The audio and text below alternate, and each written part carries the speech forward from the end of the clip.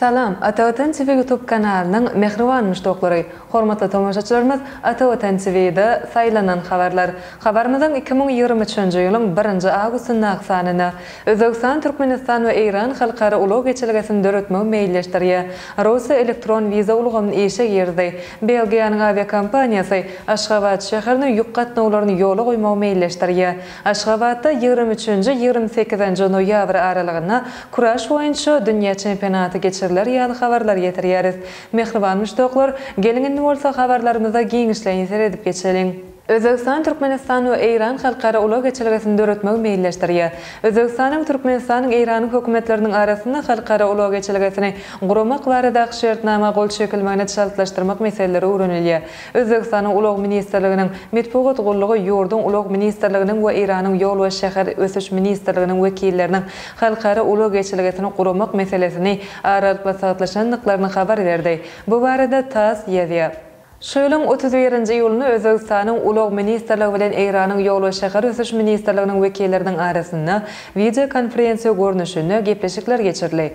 Doşlukda Özbegistanyň, Türkmenistanyň, Iranyň hökümetleriniň arasynda halkara ulug geçirgesini guramak barada şertnama gol çekilmegini şartlaşdyrmak meseleleri arant maslahatlaşyldy diýilip Medpugat beýanatyna aýdylýar.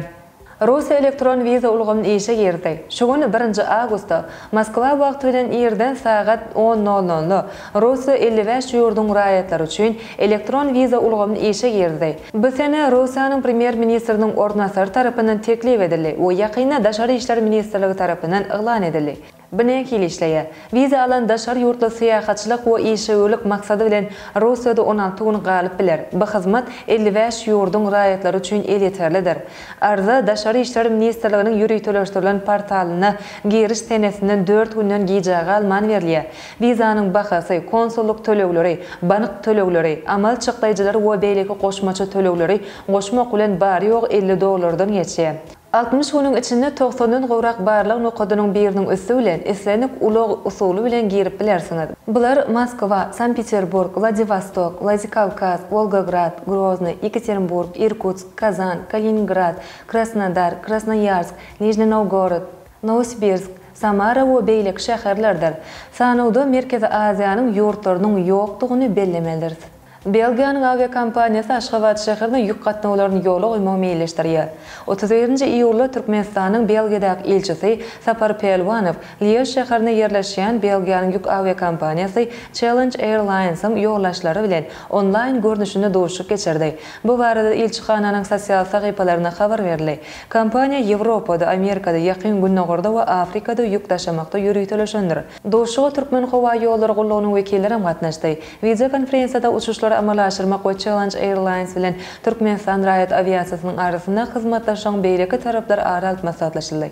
Soňra Challenge Airlines'yň wekilleri kompaniýanyň meýilnamalary bilen tanışdyrdylar. Aviakompaniýanyň meýilnamalary Ninbo Aşgabat we Aşgabat Liège urlaryny Aşgabatdan ýük gatnawlaryny amala aşyrmak özü üçin alýar. Kompaniýanyň dünýäde 1000-den gowrak işgäri we howa gatnawy ýük taşamak, gollaw hyzmatlary we tehnika hyzmat bilen meşgulanýar. Aviakompaniýanyň işleriniň epesli bölegi temperatura gözäwçilik edilýän haritler, awtolog önümleri, howa giňişligine degişli önümler ýaly standart däl ýükleri taşamak bilen baglanyşyklar.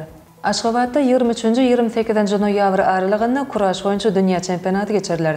Türkmenistanyň Bedenseri we Sport bardak dowlat komitetining halkara kuraş assosiasiýasy bilen bilelikde 2023-nji ýylyň 23-nji 28-nji noýabr aralygynda Aşgabat şäherindäki Olimpiya şäherçesiniň başabaş söwüş tangaty sport toplumyna kuraş boýunça dünýä çempionatyny geçirmege ygtyýar berildi. Bu baradaky degişli karary Türkmenistanyň prezidenti gol çekdi.